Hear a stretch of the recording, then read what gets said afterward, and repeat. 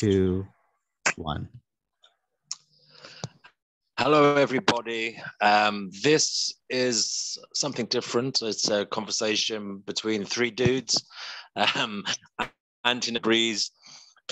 We've got question Mark here. Mark, who is well known in the community. He started the Exploring Antinatalism podcast.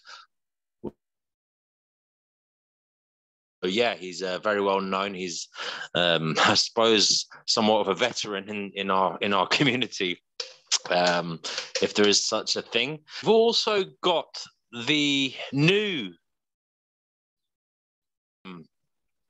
entrant into the community, SeanGxlly. Sean has done some phenomenal uploading. He's been quite prolific, and his channel has gone from strength to strength in a period. Breath of fresh air. He's very honest and he's very brave on camera, and I'm a big fan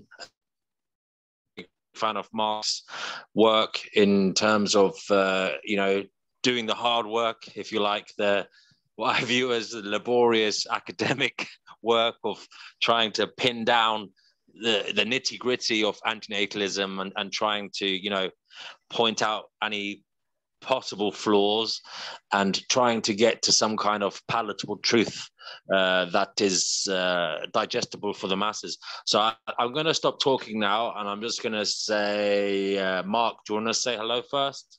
And then Sure, yeah. Sean? Yeah, hello, everybody. It was quite the intro there. Thank you, AO. I don't know what I don't have much to say. Yeah, I don't have much. Just hello. Hello. And it was nice hearing from you, Mark. Hopefully we'll chat to you in another broadcast. I'm only joking. Yeah, we're just going to be shooting the breeze, so there's no real agenda. So we'll just see what happens. What about you, Sean? How are you? Would you like to say hello? Yeah. How y'all doing? This SeanGxlly. Yeah, that's how you say my name. I'm pretty sure that y'all didn't know that. I just spelled it with an X to be different, and I got that name from dancing. I do this dance style named Crump, and in Crump, gully means street, and just like raw truth, and I use that because it's comparable to antinatalism, because it's just the raw truth. So yeah. Okay. Yeah. I like your dancing videos. I think it's good that you found an outlet to kind of make you feel good in this world. I used to like going clubbing before the lockdown.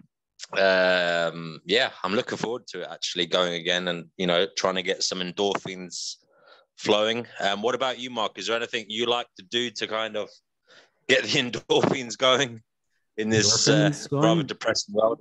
Yeah, I like going for walks and going for hiking. Spending time in nature helps release the endorphins.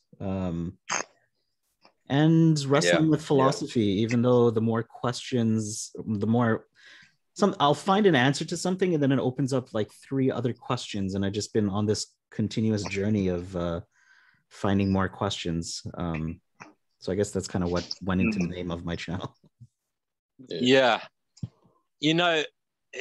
It's interesting you raise that, because we do often open Pandora's box when we seek knowledge. The more we kind of know, the more there is to know. And I suppose what I would say is I used to get very depressed, passively consuming information on social media, for example, as someone with kind of antinatalist sentiments, maybe a bit of a lot of depressive realism.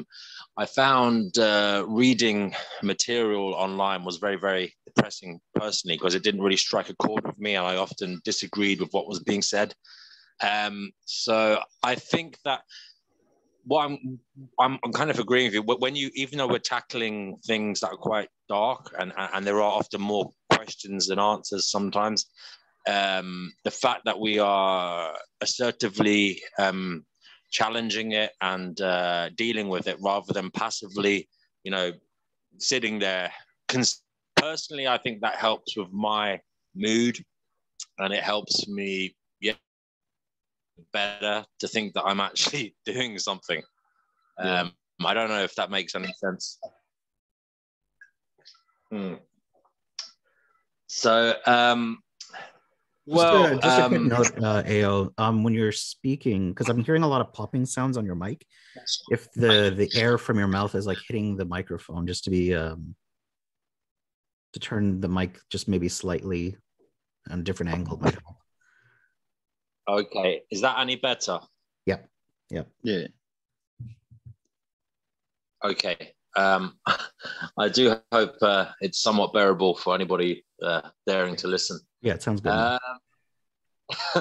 So, Sean, have you had much feedback on your channel? Like, what are your followers saying, subscribers saying to you at the moment? Have you had much kind of resentment to the stuff you're saying, or would you say it's largely being positive or supportive? I say like 90% of it is supportive, but then I have a few people, they'll come on every video. Well, not every video, every other video, every so often. And they'll comment something like, oh, I'm depressed and I shouldn't be worried about all this stuff. It's none of your business, stuff like that. And then I just be like, I mean, you don't have to be on this channel. Like, you don't like my videos and you always talking about it. So, like, I didn't ask you to be here. You don't have to watch it, but you still come on every video to watch, to say stuff like that. But mostly everybody that comment and subscribe, they've been supportive. Yeah. Sounds like you might have a few haters already. You know, I've had a few of those on my channel now and again. It is interesting. I would rather that they kind of left comments than, you know, just, you know, press the down, you know, the dislike button. It would be good to have some kind of discourse with people who disagree with me, because I don't really want to be confined to an echo chamber. I am happy to, you know, talk to others who have opposing views to me. You know, hopefully to learn something from them, to see what inspires them, to see why they think differently to me, and to see. I'm open-minded. I want, if they say something to me that is I view as helpful or true, then, you know, I'm willing to change my mind. But as in yet, it hasn't happened. What about you, Mark? Have you had any negative feedback? Yeah, I had I don't know at what percentage it's negative or positive, but I just want to say the people that I have talked to about Sean's channel have been positive. So just wanted to let you know about that. A lot of people are liking the work that you're doing. Yeah, my channel, I sympathize with that, that what you mentioned, because I have people that are critical of my position, but they'll take the time to write out a critique, and I really enjoy those comments. So for those that are critical of my views and you take the time to comment like that, I really appreciate that. But then you get flyby comments that are just pure insults, and I'm like, I can't really work with that. And then I question, why are you even attracted to the channel in the first place? It's your choice to click on it, right? So yeah, I definitely have some hate followers, but I'd be more than willing to engage with that criticism if they would to articulate what exactly it is they disagree with, instead of just doing this type of drive-by insult kind of thing. But yeah, I hear you. Especially, you know, Mark, I always find that you're somebody who acts with extremely good, you know, good faith, and you know, the fact that you carry yourself in that way, you know, very respectfully, mannerly, and I find you very, you know, you're a good listener, and you, as I said, you act with good faith. So I think you'd give a fair a fair opportunity to anybody who wanted to, you know, challenge your views or opinions. So yeah, I really wish people would act generally to others, you know. You cut out there for a sec. Could you repeat that? I just wish that, you know, people would act in a manner towards you in a fair way, the way you do, because, you know, you act very fairly towards others. You have a good faith, and yeah, it would be nice to see people reciprocating that and acting in a fair way towards you, you know, and not throwing ad hominems, not, you know, insulting you, as he said. Yeah, it's not fair. It's not called for. You know, I mean, you don't do anything to warrant that. So yeah, No, it's a but big you know, thumbs down like, to anybody who's doing that. right, yeah, like I agree with you, but like, you know, the nature of antinatalism itself is quite, um, you know, it's against the grain, and people are going to have this defense mechanism to try and, you know, just shut it down, or try to insult a lot of people, and without even trying to understand the philosophy itself. So I kind of understand that defense mechanism. Mm. Yeah.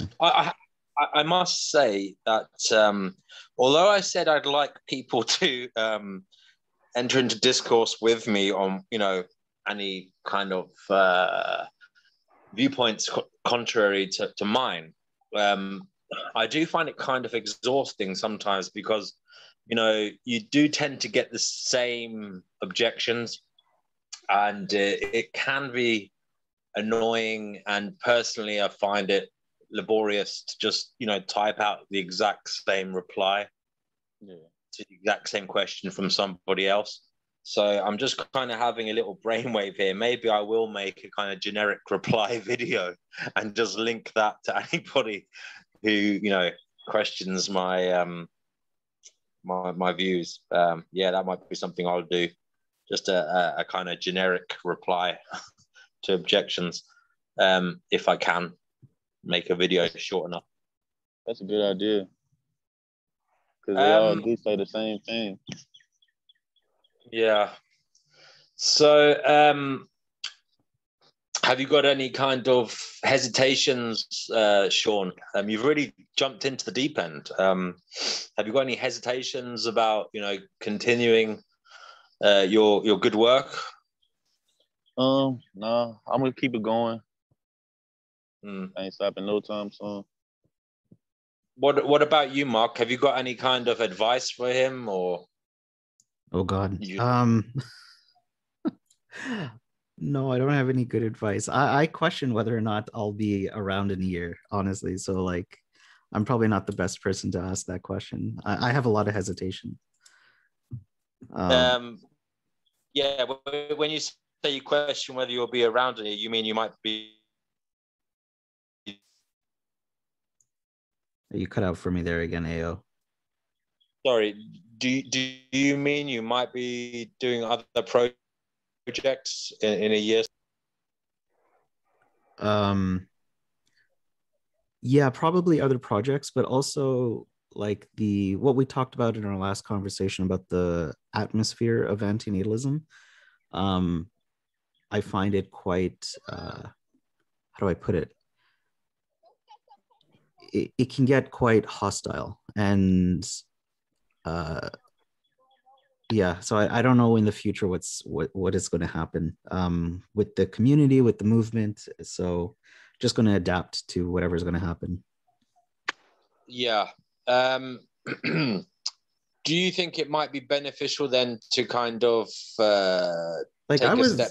Like I was a very vocal animal rights activist, and I still talk about animal advocacy, but I'm not as prominent as I used to be because of a lot of toxicity within that movement. So I've noticed that when I entered the antinatalist world, you know, it's not just a vegan thing or an antinatalist thing, it's a human thing. toxicity follows within communities, and I'm not too sure right now the best method of addressing that or even adapting to it. So I'm still trying to figure that out.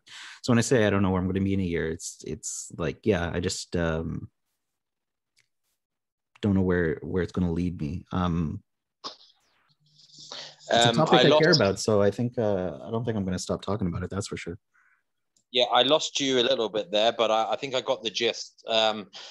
Do you not think then, Mark, you could kind of take a step back from the kind of community in terms of getting involved heavily in day-to-day affairs within the kind of mishmash that is the anti-natalist community, and perhaps make your public utterances on your own terms as and when you want to, like deliver kind of academic results or interviews as and when you want to, rather than being involved in moderating or podcasts and such? Yeah, no, now that you've mentioned it, yeah, I guess like that would be one of my advice to anybody actually is don't get involved in internal politics or drama. Just stick to whatever creative device that you're using to create content and have the type of conversation that you want on your own boundaries and your own terms.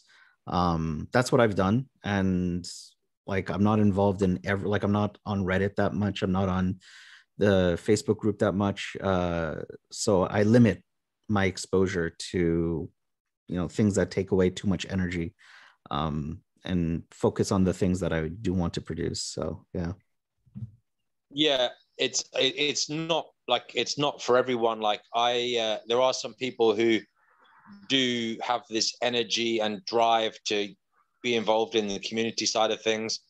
Like for example, Old Fan and some of the was it Antinatalism International people, and the Reddit and the moderators in the groups and stuff. They have this desire to connect to others and to be involved in antinatalism, day to day, and to really have their finger on the pulse. Personally, I do find that a bit exhausting. To be honest with you, them. So even though I'm probably more likely to like them, at the end of the day, I do have the kind of I don't have a great level of patience of people. I have a bit of a short fuse, if I'm honest, sometimes, and it's difficult for me in real life.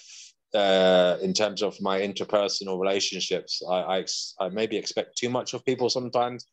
I am a sensitive creature.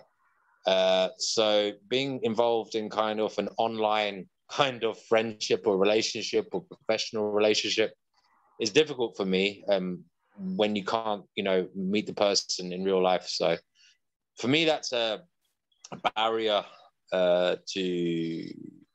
for growth in terms of my ability to be a force in the community.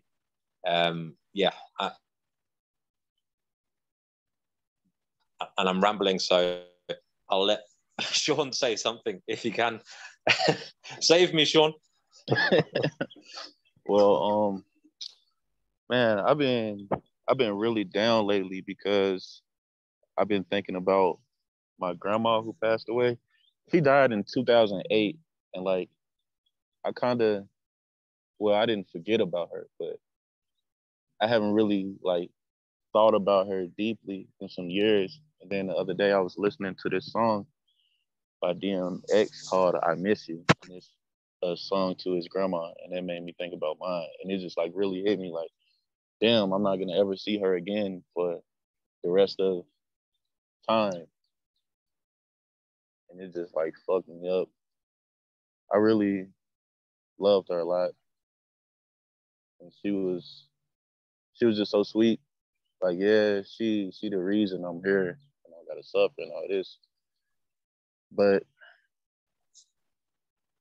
it just really had me down the past couple of days. Yeah, that sense of loss, condolences. Thank you. Yeah, I'm sorry to hear that.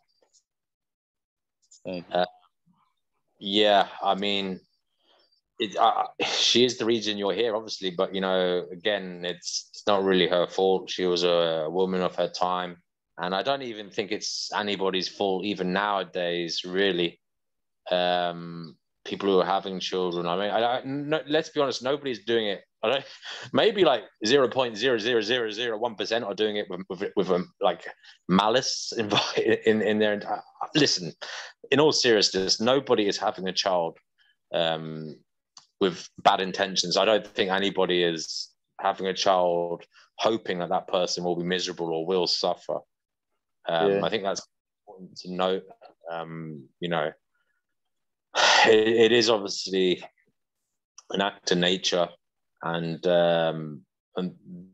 so yeah, I just don't agree with, you know, berating these people too much.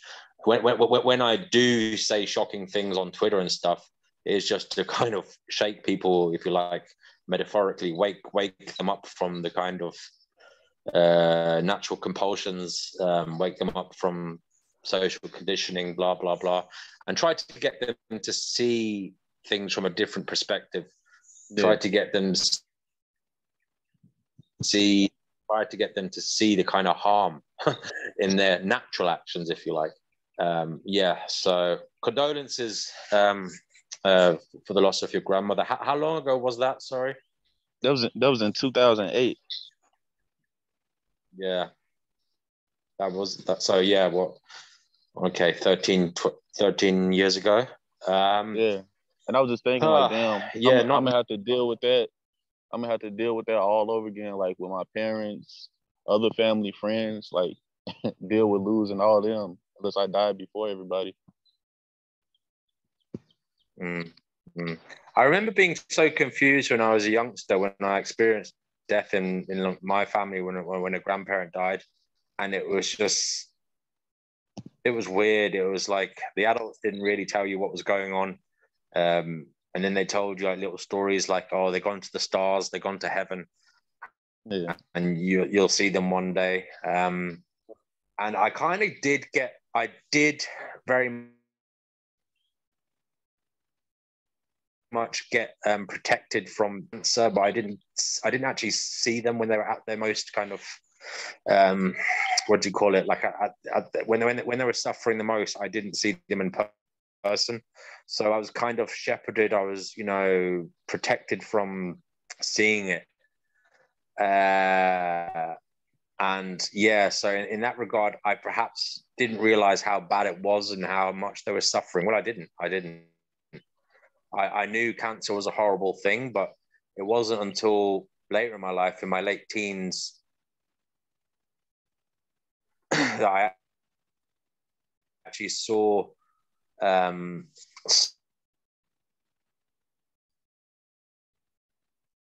someone died of cancer. And I did hear, you know, how much pain she was in, and it was apparent. I had cousins the same age as me, and they were all very, very sad from it all, and they were all, you know, very, very upset in how much pain their mother was in. And yeah, that's kind of when I first really, you know, got to me how horrible it was, the whole cancer thing, and how scary it was, you know, that somebody can be taken away, relatively speaking, in their prime, you know, not at an old age, and just disappear, you know, just go away and leave behind their children. Yeah, that to me, that was shocking. Yeah, death has been shocking to me, and it's always been like I've never really felt that you know, there was any justice in terms of how do we remember people? When is the right time to stop grieving? When is what is the right thing to say at a funeral? You know, when do we start just getting on with it? You know, like it's always just struck me as bizarre, the kind of way we deal with death, and you know, just how we, you know, talk about it, and how, you know, what's appropriate, what's not appropriate. Like, is it appropriate for me to grieve, you know, for a friend as much as I grieve for a member of my own family and stuff? And, you know, there's all these kind of, well, it's just a mystery to me, and it's just, yeah, it's just very upsetting and very, very it's very uncomfortable for me to think about. And I am afraid personally of death as well. I'm afraid of the whole process of dying. I'm rambling on again, but seeing as we're talking about death here, are either of you guys afraid of dying? I am. I'm terribly afraid of it. I have been suicidal for years, like probably like the past 10 years. And if I wasn't scared of dying, I think I would have did it by now. Because like I don't feel like I have an obligation to stay here for anybody. At first I was like, I want to be here for like my family and friends, my parents, like I don't want to leave them, but they're the reason why I'm here in the first place. I feel like anybody should be able to leave whenever they want to, unless you one of the many people who have procreated. Then you can't because you gotta take care of your kids. But other than that, I feel like anybody should be able to go at any time for any reason. But yeah, I'm scared to die, man. And I got to one day. Yeah, I mean, we've all got to. And yeah, I'm sorry, man, you've been feeling suicidal for that long length of time. And it's kind of sad because I even though we've never met and you're a very charismatic person, and, you know, I'm thinking, man, I don't want this guy to die because I quite like him, you know. He's a cool guy. You know, like, it just shows that, like, isn't it interesting how we never even met, any of us, and you can kind of form attachments, if you like, to people that you've never met in real life. Yeah. Strange, well, you know.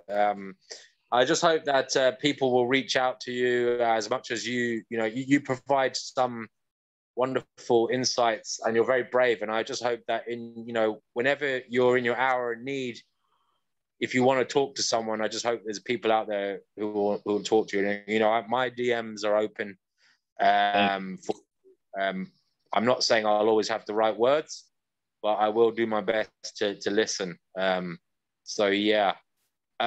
Mark, did you want to say something about death? Or being afraid of dying? Or yeah, I also want to say I'm sorry that you've had those thoughts and feelings with suicide. It's a tough position to be in.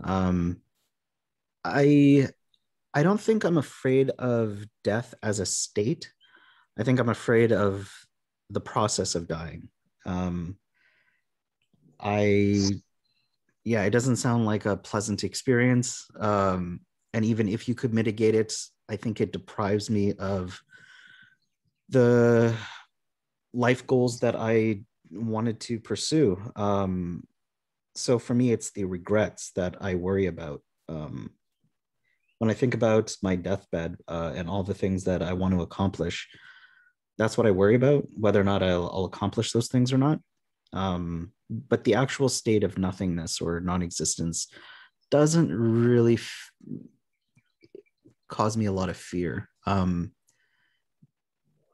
But I do think it's a harm that I cease to exist. And I think that harm should probably be, I'd like to articulate that more because, as you said, a lot of people have told me in the past, if they believe in like another realm or a transcendence of consciousness, that, you know, you're going into another state and it's sort of like a solace or a comfort, but I don't see it as a comfort. And even from an atheistic worldview, people have told me, you live on in the memories of others. Well, the memory of me in the conception of Sean's mind and Antinatalist Outreach, your mind, that's not me. That's just a fragmented projection of a version of me, right? And I don't think there's comfort in that for me because, like, I don't think I'm living on in that way. I think my consciousness is annihilated and who I am as a person is just gone. It's completely gone. And I think that's the gravity of the situation needs to be acknowledged, and that death is a harm. And I want to prevent that type of annihilation being taken place. It's a sad thing, I think. Wow, Yeah. that's very profoundly said. I'd really like to hear you talk more about that. You pieced together those words very well. I know you speak about the right to die and stuff, but I'd really like to hear you talk about death itself and the harm of death. That was very well said. I look forward to more of your thoughts on that. The kind of regrets of a dying person. I heard that kind of regrets most people have is that they didn't spend more time with their loved ones. That's kind of I think that is kind of. that is a standard of regret. I'm curious, do either of you have that regret? Yeah, I do. Well, I haven't. We're not dying yet. I hope we're not dying. Well, we are kind of dying. Everyone's dying, but we're not on our deathbed, so I don't know yet. Well, okay, like if you were to die tomorrow, what would be your biggest regret? Or some of them? That's a good question, Mark. I suppose my biggest regrets would be anything I've left unsaid in terms of trying to piece together or remediate or obviously I've had relationships, friendships, familial relationships that have gone askew here and there, at different stages of my life, and I would have liked to have reached out to a few people, even people that weren't, I suppose, overly important in my life's narrative. There were a few situations where I could have said something different to somebody, even if it was just a passing stranger who told me something in a bar or in the workplace.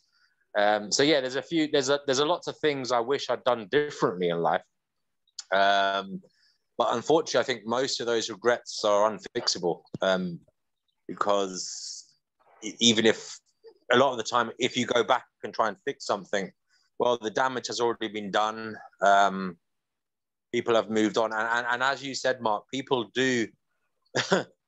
are viewing things so differently, and like the way people take my words might be completely differently to the way I think I'm portraying myself. It's a very difficult situation. But personally, I'm rabbiting on as usual. But I would like to,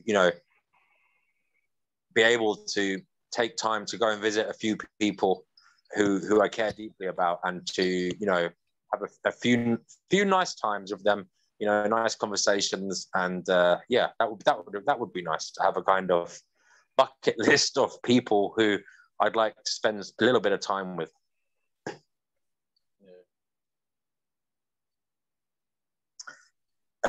What about you, Sean? The same question that Mark asked, and maybe Mark, you could answer him after that as well. Other than you said you regret unfinished kind of work and stuff and projects. Could you go into a bit more detail about that? Sure. Yeah. Go ahead, Sean, and I'll answer. Okay. My biggest regrets, if I was to die tomorrow, it'd be not spending a lot or enough time with friends and family. But it's kind of hard to do because everybody got to work so fucking much. Like right now, I'm not working. I don't have a job. I quit my job about 2 months ago, and I've been trying to find a new one. So right now, I'm free and I have time, but everyone else isn't. And it's even harder because like 90% of them have children and they're married and then got a job or two. So, and then what else? I would also regret not living life the way I wanted to do and doing things that I wanted because how other people might think about it. Like if I want to, I don't know, try heroin, like I don't, but if I wanted to, I should do it because it's something that I want to do and not worried about, oh, he a drug addict, he doing all this. Or just like if I want to get a tattoo on my face or whatever, like I feel like I regret just not doing things that I actually wanted to do out of fear of judgment, what other people would think or say about me. Okay. I hear you. What about you, Mark? I'm just curious about that. The thing you mentioned about heroin and the face tattoo. Was there other aspects of a life that you would have, like, if you could have an idealized life, what would that look like? Um, I would have a dance studio. I love to dance. I would teach people, and I would perform and travel like every other month to like different places to teach and perform, and just spending a lot of time dancing, hanging out with friends and family, um, making music. I like to do that too, and I want to some kind of way do something where I could help people, but I'm not sure how I would go about doing it. That's why I had became a CNA, because I wanted to do something to help people. But the job, it wasn't what I expected it to be. Like it's a horrible job, man. It's not really about helping people, because every place I work at, they always are extremely understaffed. And it's more so like doing things off of a checklist instead of like trying to take care of the people the best you can and make them feel good. And that's why I quit. I remember you talking to me before about that. I just wanted to say, Mark, me and Sean had a conversation a few months ago. I was keen to get him on the channel because I was really a big fan of what he was doing. And we spoke for like an hour and a half, but then the recording didn't come out properly, so I couldn't upload it. So Oh no. I hope this one does, or yeah, he's never going to talk to me again. Mark, do you want to just talk to us then about? I wanted to answer that question because I'm a little bit hesitant answering it because it sounds a little bit pretentious, but it's because like I want to give some context about it. When my mother passed away in 2012, I spent a lot of time searching for connections, and I built a very strong foundation with my friends. And I through that time, I spent a lot of time with building these connections, spending time with friends, and being open with them. And so like some people say that they'll regret that they didn't tell their friends how much they cared about them or they loved them. And I try to tell my friends that as much as possible. And when I think about today, what my regrets are is that I never got to follow my passion in life. And it's because of external circumstances that I was kind of, it was hindered, or there was obstacles that I wasn't able to pursue it. And it deals with philosophy. So one of my biggest regrets is that I have never finished Aristotle. And it sounds, ridiculous, but like it, stuff like that matters to me now. And another thing is that I wish I went to university and got an education in philosophy, but practically speaking, like I had to find a job to help support my family, and I couldn't think, philosophy wasn't the first thing that came to mind, but it was still my passion. And it's kind of like telling an artist not to do art. It's like a part of your soul gets kind of I don't know, hurt by that, or you don't get to express yourself, like your love for dance. If someone said you couldn't dance anymore, like that, I feel like that would be such a terrible condition. And that's how I felt. So my biggest regret is not going to university for philosophy and finishing some of the classical works of philosophy. So that's been my goal for now. But I maintain my friendships, obviously. But I don't have that much. Uh, my friendships are incredibly important, and I love them all. But like, I don't have, like, if I go tomorrow, I feel like they would know that I love them, and I, we'd miss each other, but that's about it. But um, yeah. That's a very good answer, Mark, and I understand what you're saying. But you still are relatively young, and you can still pursue your academic dreams. Well, you can do that. And I think you are doing it. So I do wish you luck with that. Well, there's a lot of obstacles in place, like when it comes to financial situations and taking care of a job, taking care of yourself, whether or not you have the mental fortitude to actually do that. There's a lot going on there, and I know a couple of my friends that pursued it later on in life, and it was too much. So I'm not as confident about whether or not I'll succeed, but I'm going to try it anyway, because I'd rather try and fail than not try at all. So right. I will say one thing, having the certificate or the letters after your name isn't the be all and end all, and you can still become an expert in something without the certificate. So, don't get obsessed with having reaching out for a PhD or something. You can still be, in my view, you can still be an expert on matters without, the certificate or the degree or the diploma or whatever it is you're seeking. Oh yeah.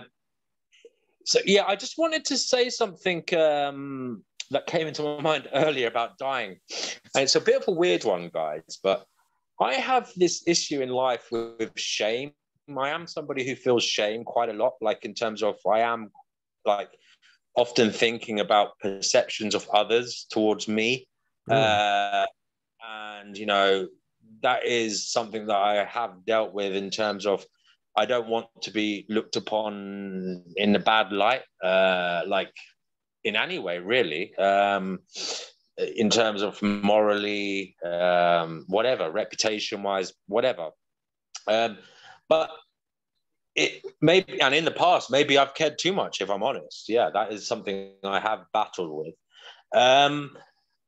But the reason I'm talking about that is this might be a peculiar problem for me, but there is a great indignity in dying. And like you think about it, like part of me is almost a bit like, oh my God, I don't want to be found like dead in the toilet after having a heart attack after wiping my ass or something, and didn't get to pull up my pants and there's shit all down my leg. I know it's not, I'm just putting that out there. It's a peculiar thought, but maybe it's just peculiar to me, but I've had that same thought, AO, and this is kind of why I think that we should have medical assistance in dying, so that we can go in a dignified manner and not, it should be on our terms in a respectful manner, and I think that would alleviate some of these things that happen. Yeah, it's a bit of a weird one because like I'm not going to be around, so like I won't be there to see the kind of disgusted faces of whoever found me. So why the fuck do I care? But yeah, there's part of me that says, well, fuck, I don't want to be laughed at, or I don't want someone to be disgusted by this grotesque sight that they find.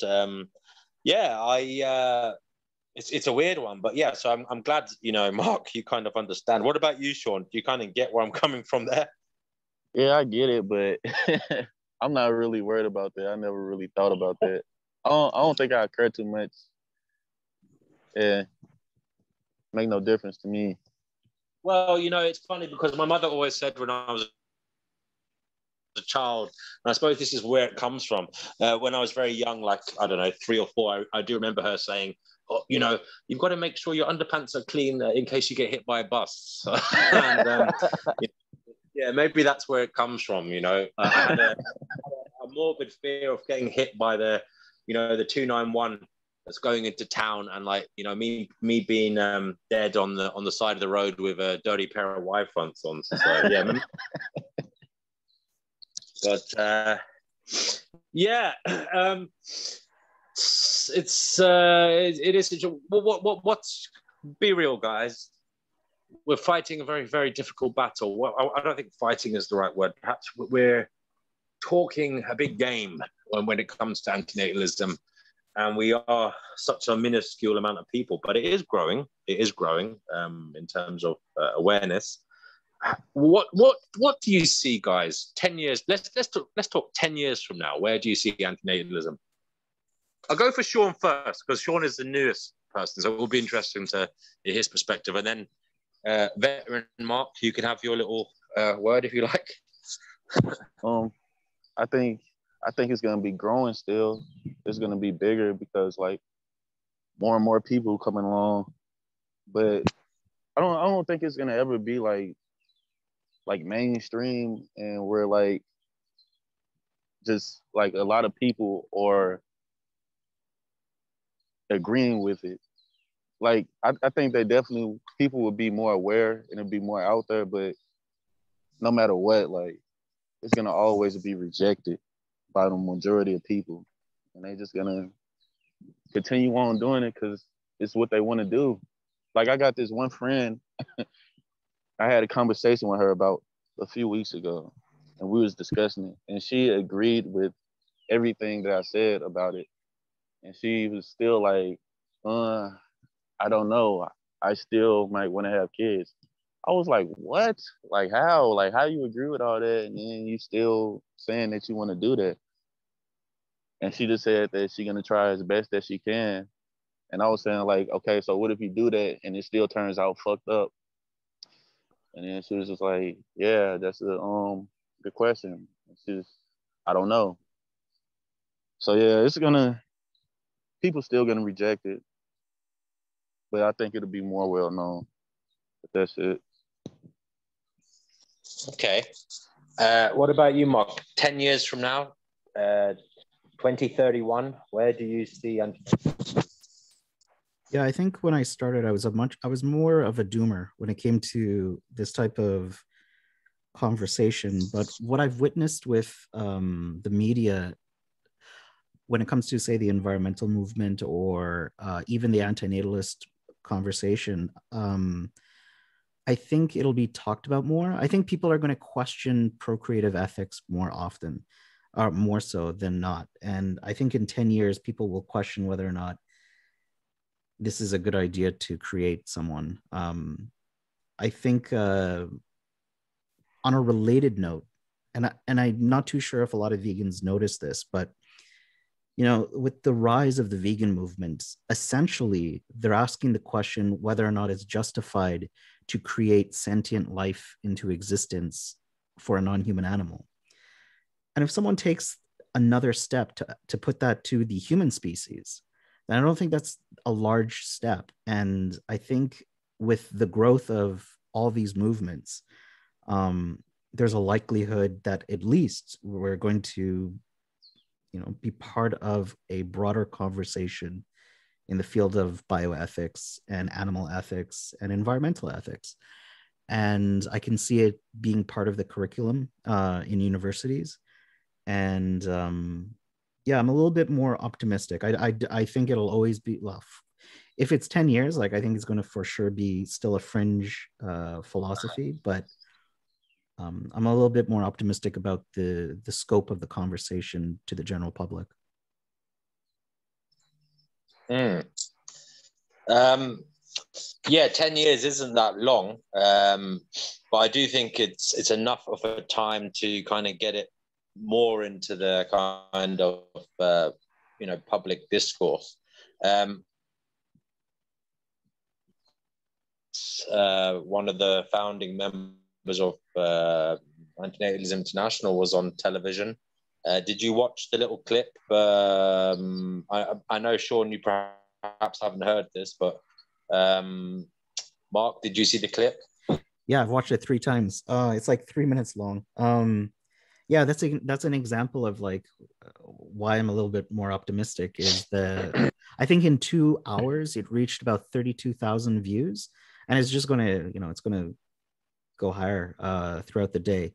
And whether or not people agree or disagree with Lawrence, the conversation, like people are going to be exposed to this idea, and then even if they ridicule it, they'll be like, hey, you know, have this conversation about like, can you believe how ridiculous this is? And maybe ask, it's like, well, why do people have this position? That's actually how I started with animal rights. I thought animal rights was, or veganism was ridiculous. And the more I tried to talk about it with my friends, the more I realized maybe maybe they're right.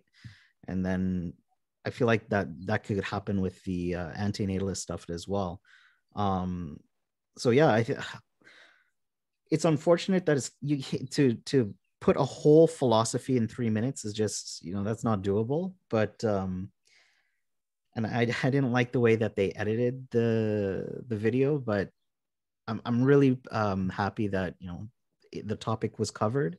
I think this is a great exposure for Lawrence, because I think later down the road he wants to give talks at universities about this topic. So I think that really helps. So yeah, I'm really glad for the exposure. Yeah, I thought he carried himself remarkably well.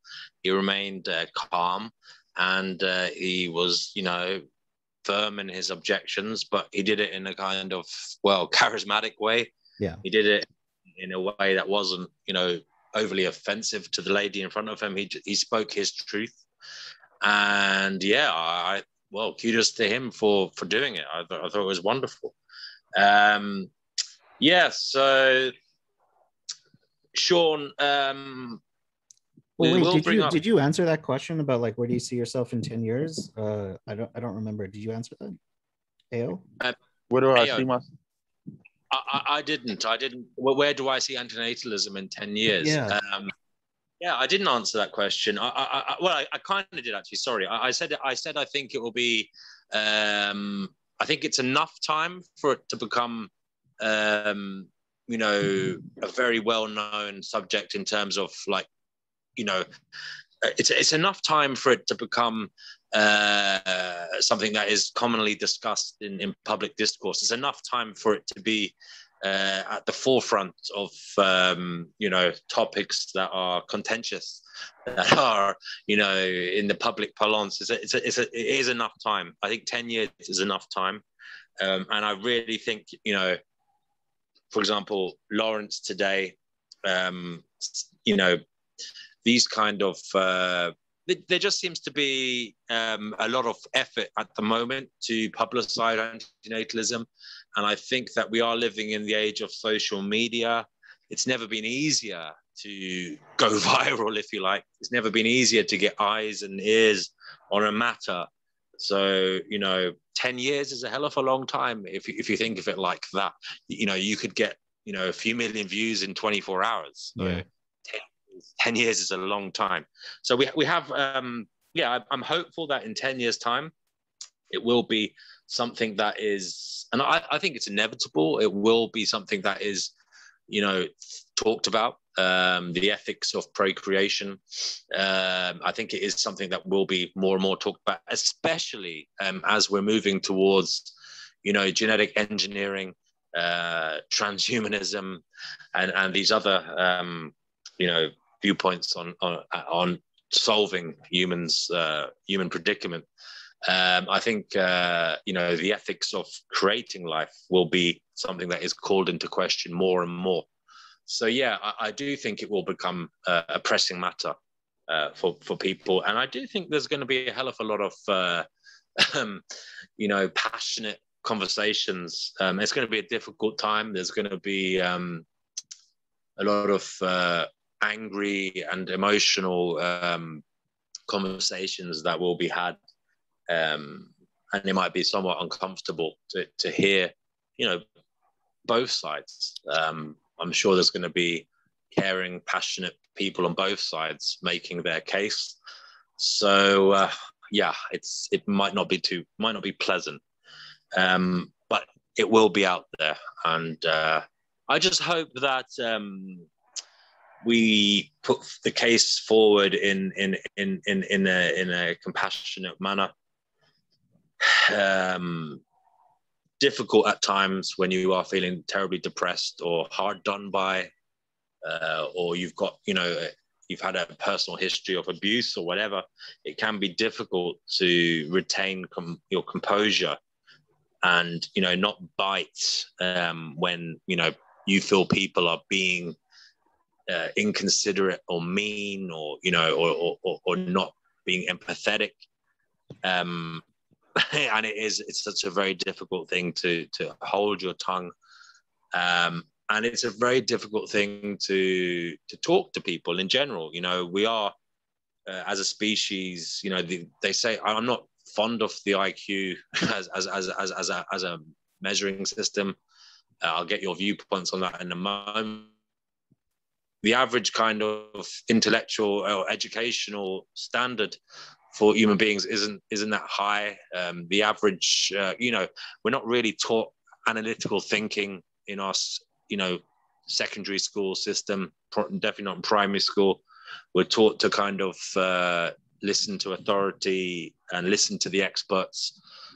So we're not really taught to debate, or definitely not taught philosophy. So, it's a very difficult there in terms of talking to people, and it is a very difficult project. And I'm talking again too much because I find it difficult. So stop. I'm going to ask Sean to interject and save my ass again with his. I want to say, like, 10 years from now, like, let's say, like, antinatalism is well known and everyone knows about it. Like, do y'all think that most people would agree and decide to, like, just stop procreating? Or do you think that they'll just be like, okay, it's wrong, but I still want to do it because I want to give my life meaning?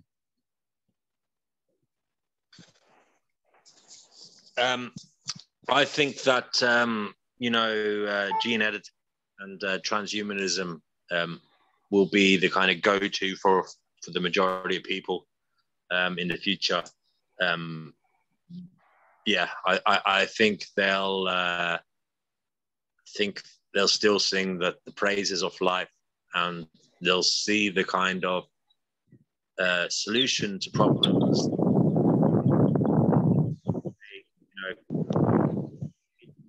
A life that won't suffer as much. What would happen?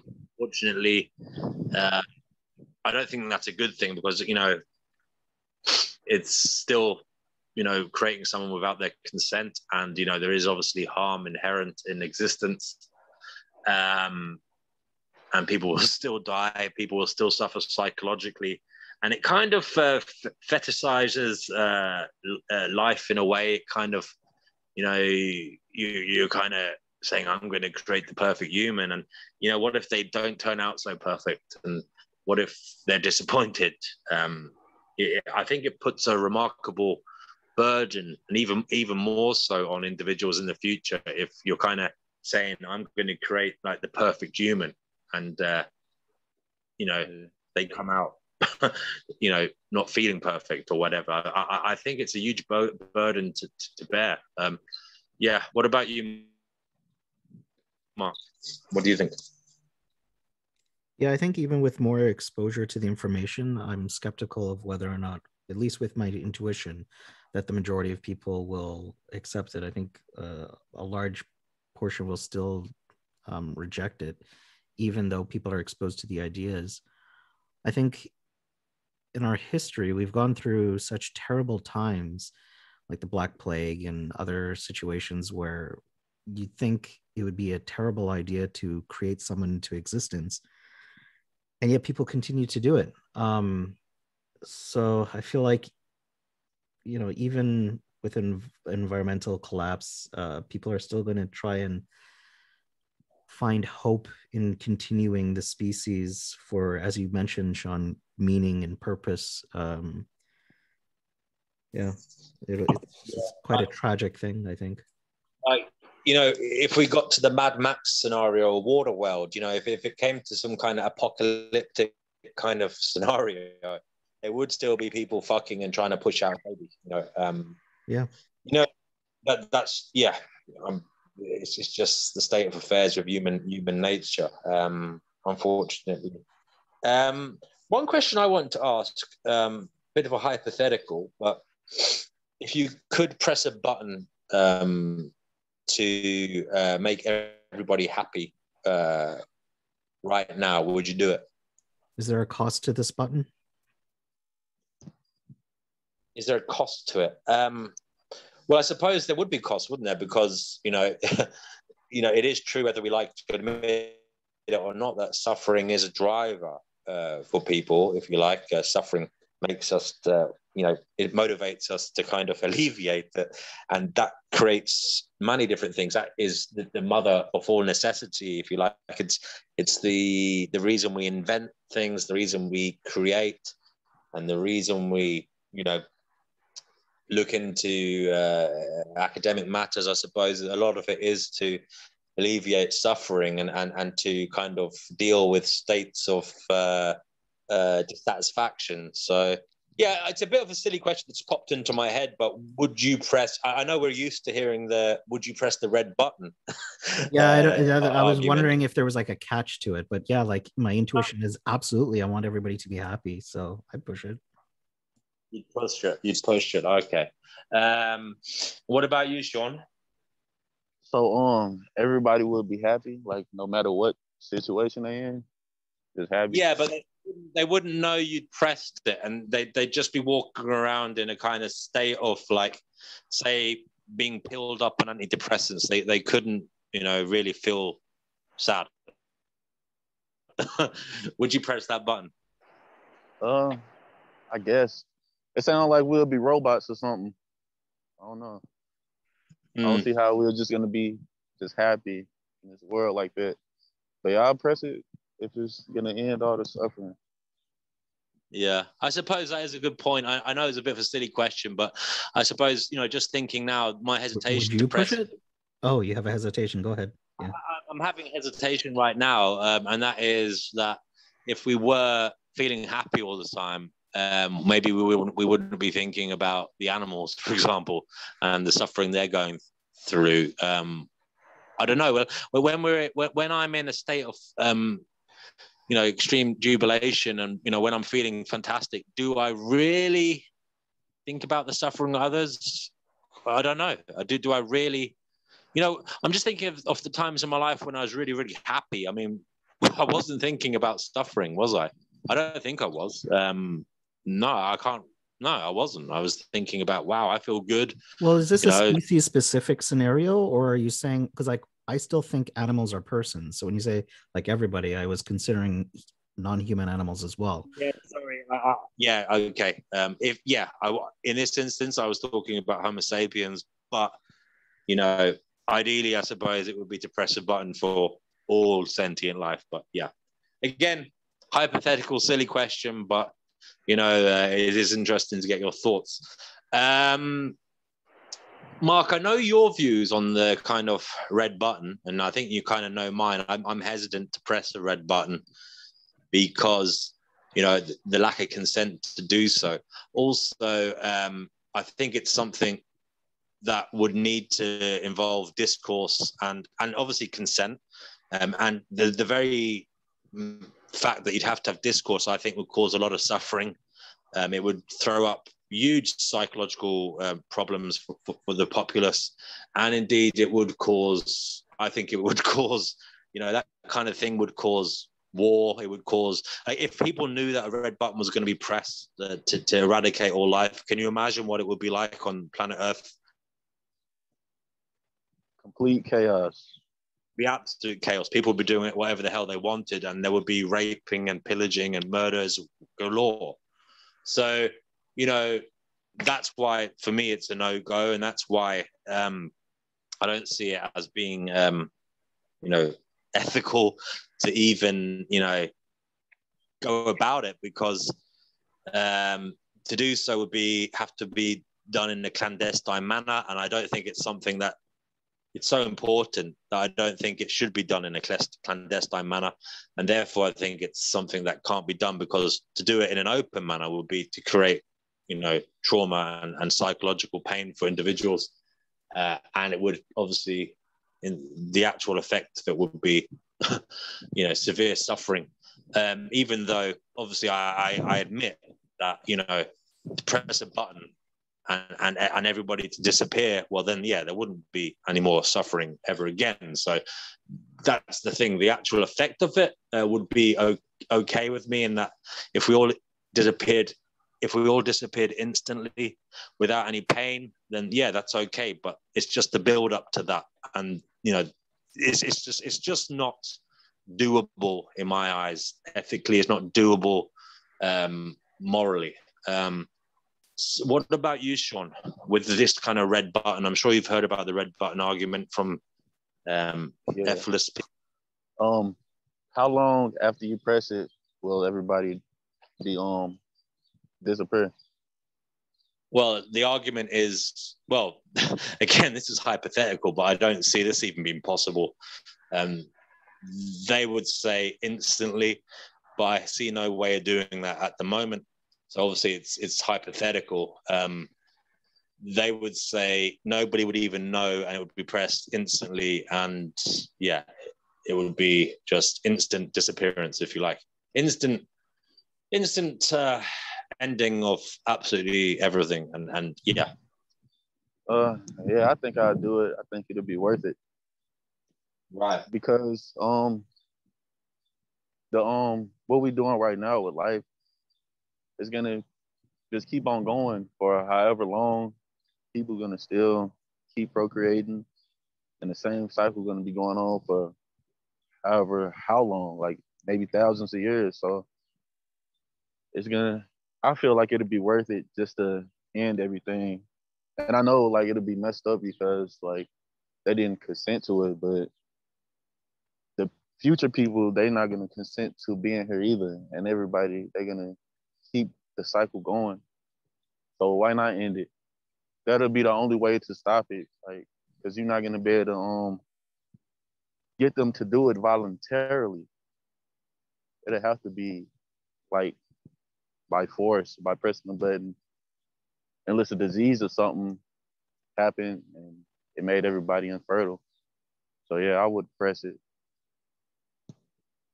Mark, would you like to try and distill your opinion on it, if you could, in with a bit of brevity? Because I know that you have much to say on this, and maybe you don't want to say it now, but if you would, that would be nice.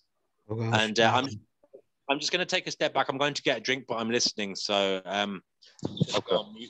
Let you guys talk about it. Okay. I'm going to have a hard time distilling this, and I've been asked this multiple times. But I think there's a problem with the argument itself. I question the question, the assumptions being made. For example, the so-called red button, when say pressed, would you push it? I could just push back as well and say, would you push the green button and alleviate all suffering while you can continue to exist? Or press a yellow button to make everyone sterile, or press, there's so many hypothetical buttons that we can push that I don't know why mass annihilation is the one that intuitively comes to the forefront of people's minds. And I think that there's a problem with localizing some of the premises of whether or not annihilating everyone instantly isn't a harm. Because if you put it on the individual case that you could annihilate a person, an individual instantly, what would be the harm? And I'd question what people's negative consequences to that would be. If it's based on social connections, well, then you eliminate that criteria, that or that factor in the hypothetical that the person doesn't know anybody. Would it still be okay to annihilate that person? And I would say no. And if it doesn't work in the localized case, I think that the argument needs way more backing for omnicide, for the annihilation of all sentient life.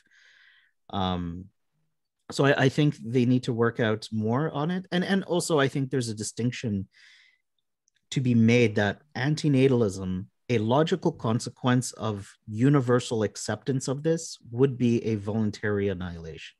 However, that doesn't mean that it implies that we accelerate or that we try to bring about this type of extinction. In my view, I think that antinatalism is about the creation of life and the ethics about the creation of life. And if you're talking about this red button, I think that's a reductio of negative utilitarianism. So this has been debated for a while in other ethics, and I don't think it necessarily implies antinatalism. But I know people argue that if you accept antinatalism, you have to accept that we should push the red button. And then there are people that they take it even further and say that we should be pro-mortalist. And so I think these are internal dialogues, but I think at the same time, it may be, I mean, I find it philosophically interesting, but like practically, I don't see it happening where it's even there's so much unknowns about the situation and the hypothetical that it's really difficult to answer. Yeah. Like what if life emerges again, right? Like that's another thing. And did you just create more suffering if life can't regulate itself like we can do for our species, or have the capacity for moral agency? Are we just creating other life forms that may suffer even more? I don't know. There's just too many unknowns. Yeah, I see what you're saying.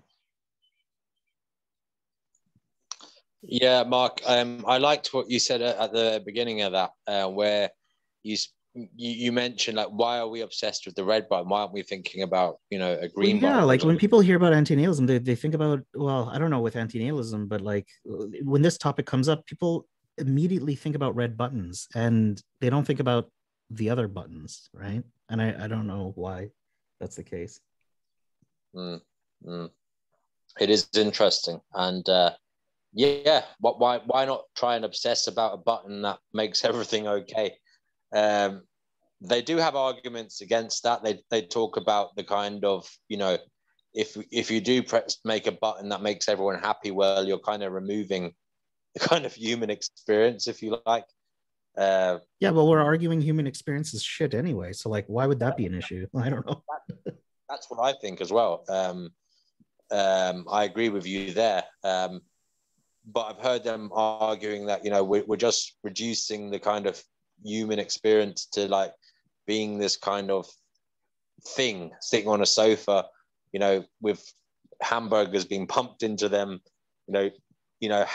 just slobbering and laughing, at this kind of fake, phony reality.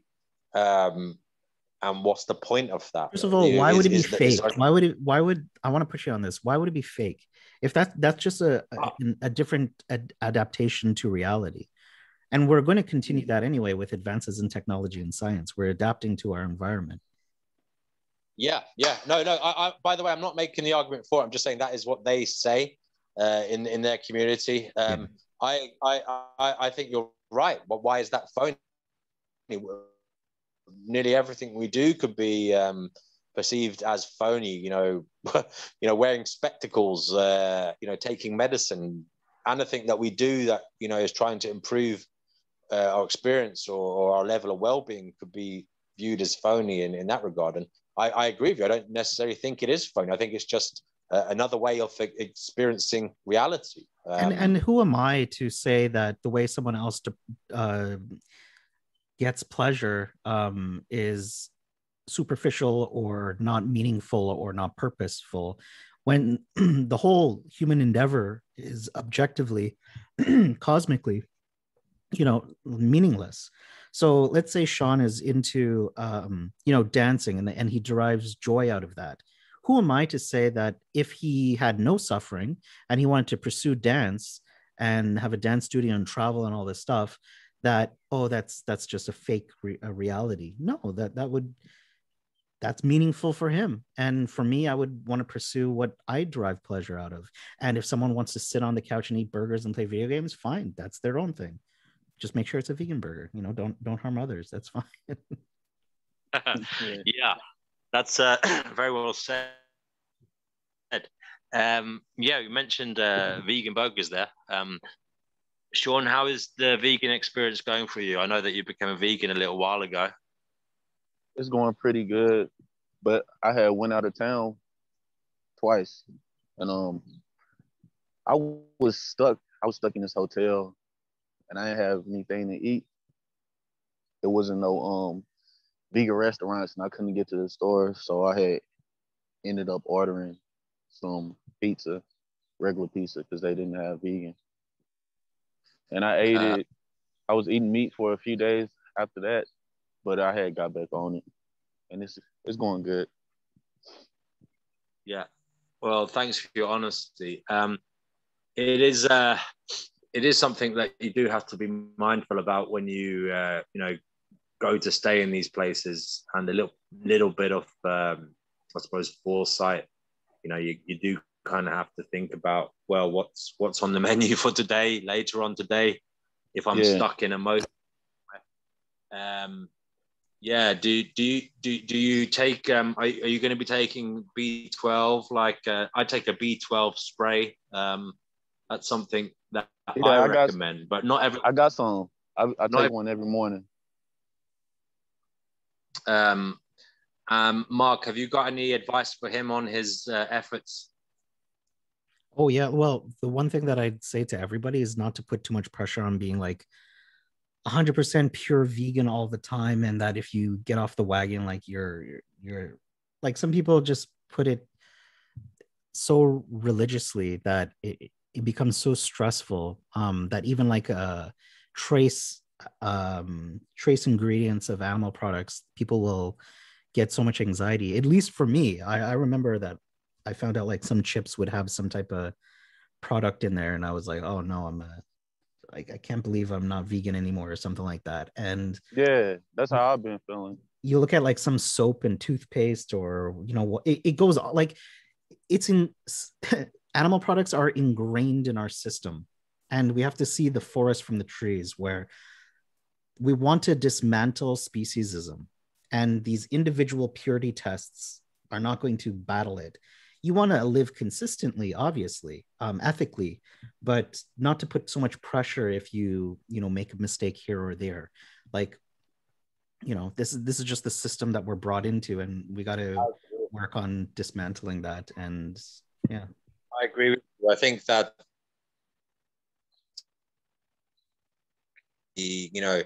talking about it online is important, and that is very, very important. And we as a society, as a world, we have to push production methods, manufacturing methods towards not using animal products.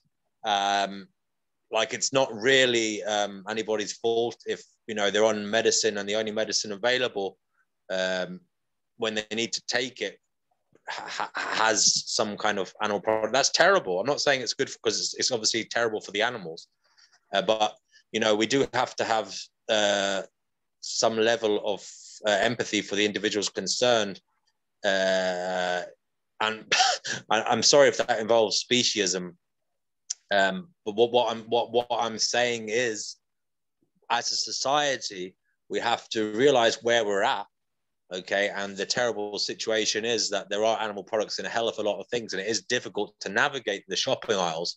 So we should be pushing for food manufacturers, medicine manufacturers, cosmetics manufacturers, all the kind of products that we use. We should be trying to push them into the kind of vegan world, and trying to do our activism in that regard, and advocate for not using animal products. I think that it is getting that way. Like I do see vegan products becoming more and more mainstream day by day, and and it is, a lot of it is health focused. It's not necessarily for you know, they're not really vegan for the animals, they're vegan for their waistline. But you know, for me, that's okay, because that's helping the animals. You know, that is, you know, removing the kind of well, it's at the end of the day, it's going to stop the farming of sentient life and the cruelty inherent in that. I just want to ask you a question, guys. Me personally, I'm okay with it. I'm pro laboratory grown meat. I'm pro lab meat. I know a lot of people have problems with it, but I think that if we have to take, you know, a stem cell or a cell from one cow and you know, grow our burgers from that in the future, well, I think that's much better than the alternative, which is at the moment, where, you know, there's all this kind of murdering and torturing of sentient life. What's your view on lab grown meat? I'm going to take the hunch that, you know, you two would support that as well. Yeah, I would support it. It wouldn't be any animals suffering by creating lab meat, so or would it? Because if it's not, I don't see no reason why to be against it. I'm 100% for it. I think one of the concerns was using animal cell cultures for the starting process. But I think, again, on the grand scheme of things, if you think about, you know, just even consuming plant material, it's going to cost some animal lives. And in terms of this, like when you're harvesting and pest control and all that stuff, sorry, yeah, in the grand scheme of things, like I feel like the amount of animals that you spare from a torturous existence and to be slaughtered and exploited and all that is just, the benefits are just, the potential benefits just outweigh whatever, you know, cell culture that you use as a starting point. And I've heard there's companies that don't even use that process anyway. So that might not even be an issue to begin with. And I think there's some environmental considerations that this might be environmentally helpful as well. So I don't know. I just see it as a good thing all around so far. Yeah. Yeah. Okay. Right, guys, we've been chatting for quite a while. John, do you want to ask any questions or say anything?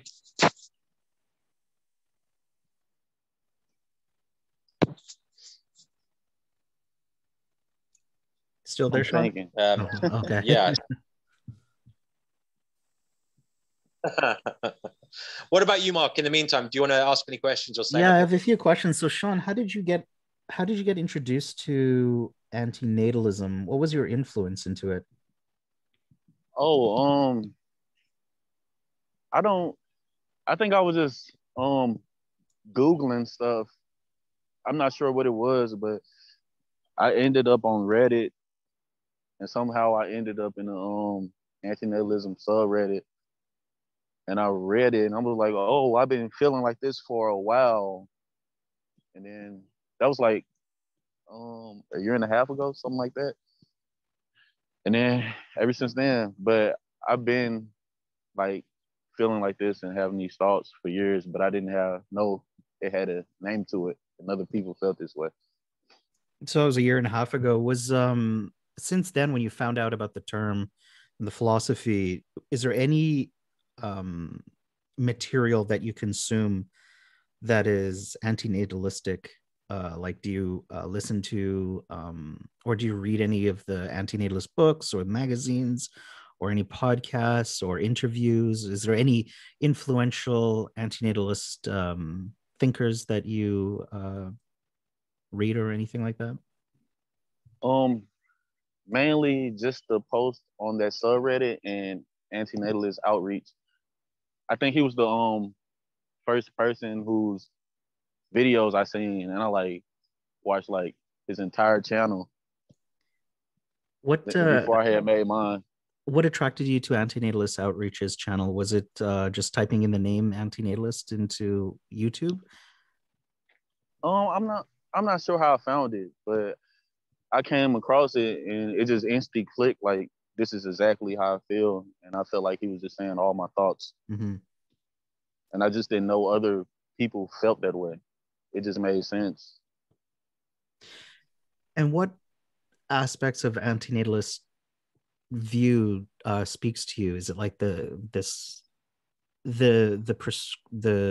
diagnosis of reality, of a type of pessimism of how this world is, or is it, this lack of consent of bringing someone to existence, or is it this axiological asymmetry that non-existence would be of benefit, or to being created, which would be a harm? Like, what speaks to you the most? It's kind of like all of those. Like, even if the world was much better than this, and it wasn't all this pain and suffering, I still wouldn't agree because the lack of consent, and it's literally no reason to be here. Like, we're not doing anything. There's no purpose, and then plus all the pain and suffering and bullshit that we have to go through every day of our lives, and it's just like, for what? Yeah. What's your stance on the child free by choice movement? Um, they don't they don't care about, well, I don't know. They don't seem like they care about how messed up the world is and the stuff they're going through. It's just that they don't want to spend their time and money on another person, and they just don't really like children. But I'm okay with that because it's still good as long as they're not creating more people. So it's fine. What do you think about the voluntary human extinction movement? Yeah, like, I think that's what we should be doing, but it don't seem like it don't seem like it ever happened like voluntarily. Right. Because people, they just gonna do what they want to do. Like, unless you can stop them by force, it's gonna keep on happening. The issue with the voluntary human extinction movement for me is the fact that they just forget about the animals. That they think that us leaving the animals behind is a good thing, but me personally, that's awful. We're leaving the kind of most vulnerable behind to like battle it out in this pointless, war of sentient beings for no good purpose. Where there will be trillions and trillions of victims suffering horribly, grotesquely. There will be sentient beings getting depressed, experiencing severe misfortune and having. So yeah, I think that you're talking about the animals. I think. Yeah, well, no, it's just I'm not sure if you're aware, but the voluntary human extinction movement, they're basically singing the line that humans need to go because we're bad for the planet, and therefore we should just gracefully exit. We should stop reproducing and leave the planet as a kind of playground for the animals to have fun in. But me personally, I don't think it is a playground for the animals. I think it's a warscape. It's a hellhole for the animals, and I don't think we'll be doing them any favors by letting them run loose for the rest of time. You don't think they would be better off though, since we wouldn't be killing them for food and stuff? Well, I think that if we took away the kind of human interaction with animals in this world, obviously, yeah, they'd be better off to a large degree, but they wouldn't be, completely free of pain and suffering, because nature itself is a bloodbath. Schopenhauer has talked about it, and some of the, even David Attenborough has mentioned it. He said like that, if we saw what was left on the cutting room floor when he was putting together his nature documentaries, perhaps we'd all be in therapy because the stuff that they left out was so grotesque, so harrowing. It doesn't do me any. It doesn't sit well with me to watch a nature documentary and to see a gazelle's torso splaying open and their entrails hanging out. And watching them in their final moments, it doesn't sit well with me to see animals with cancer, depressed animals, the kind of hierarchical bullying that goes on in the animal kingdom, the rape, if you like, that goes on in the animal kingdom, the torture, the mental torture and physical torture they're experiencing all the time. It doesn't sit well with me, and it's a damn tragedy. It's hell. It's hell, and that's kind of why I'm not like singing the praises of the voluntary human extinction movement, because I think they're kind of missing. They're missing the kind of. They're not really getting it, or what's happening on this planet. Mark, I think as well. You cut out there. Could you say that again?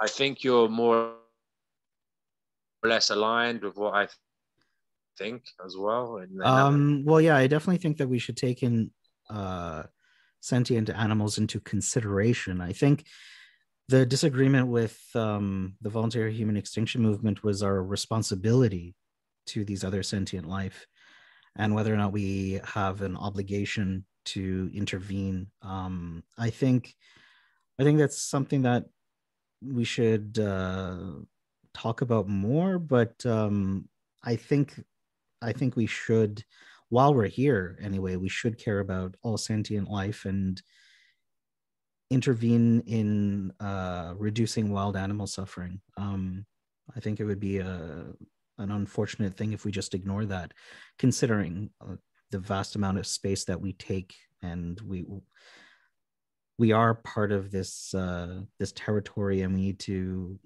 make sure that we have appropriate responses to what's all suffering that's going on with sentient life, in my opinion. So yeah. I agree. It is interesting. My thoughts coming to me now. It's interesting how we kind of humans kind of pick and choose when they bow down to nature. Like when I used to watch these animal documentaries as a child, I said, "Oh my God! Like why aren't they intervening? Why aren't they saving that zebra? Or why aren't they saving that seal?" And then they'd say, "Oh, it's just nature. You have to let it do its thing. Nature knows best. Nature's wonderful." So they'll say it in those circumstances, but when it comes to them like getting cancer or needing glasses or I don't know, needing a bypass or whatever, needing some medication for their kidneys, well then they need to deal with nature in those circumstances. So it's kind of like hypocritical. Like it's like nature's okay when it's happening to the animals, but when it's happening to the humans, we got to deal with it. It's kind of cruel. It's a strange outlook.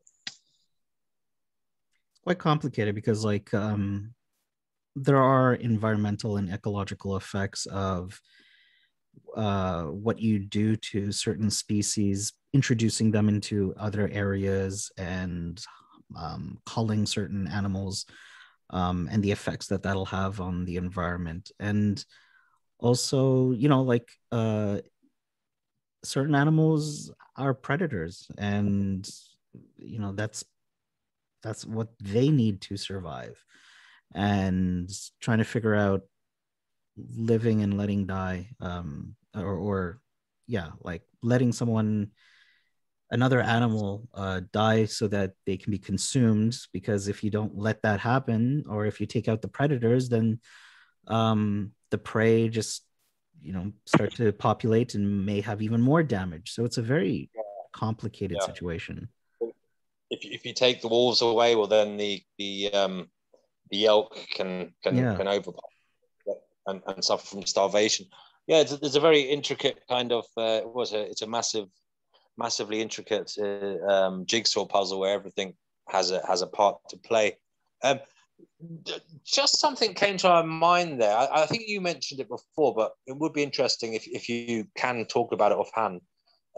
Were there any studies done about like getting rid of the carnivores and trying to give the world to the herbivores, if you like? I don't know. Don't know. Yeah. Okay. Because obviously that would be a huge problem, and it would have to be managed by humans. But how would you feel about that if that was done? How would you feel if humans said, right, we're going to humanely get rid of all the carnivores, and we're going to leave the world to the herbivores, and then we'll humanely deal with their lives? I know this is hypothetical and more or less impossible, but how would you feel if that was the case? We'd be kind of like managing the herbivores, if you like. I mean, you kind of just replaced the people killing them, right? Yeah. I mean, the way they get killed, it can be changed, so that might be a good. But they're still getting killed, right? Yeah, like I don't know, like the way they could get killed. Yeah, that would be different. Again, this is an impossible hypothetical, so there's not really much point talking about it. But yeah, I think we'll leave that one there. I suppose it's getting very late, and I know I'm in danger of babbling on. So I think I'd like to call time soon. Have you got any questions, guys, or anything else you'd like to say? I just want to say thanks for the chat. Really enjoyed it, and it was nice meeting you, Sean. Oh, thank you. Nice meeting you too. Thank you for having me. Yeah, I'm just sorry about the kind of time difference here. I know you two are across the pond. It's kind of late here now. So yeah, I'd like to say thanks to you both for giving your views, and I look forward to consuming more of your content. And yeah, mind yourselves, look after yourselves, and yeah, keep doing things that make you happy as and when you can. And yeah, good luck to you. Oh, I want to say one more thing. Yeah, go ahead.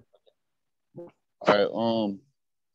Like I dance and do music and stuff. So like my plan is I want to like build my following up.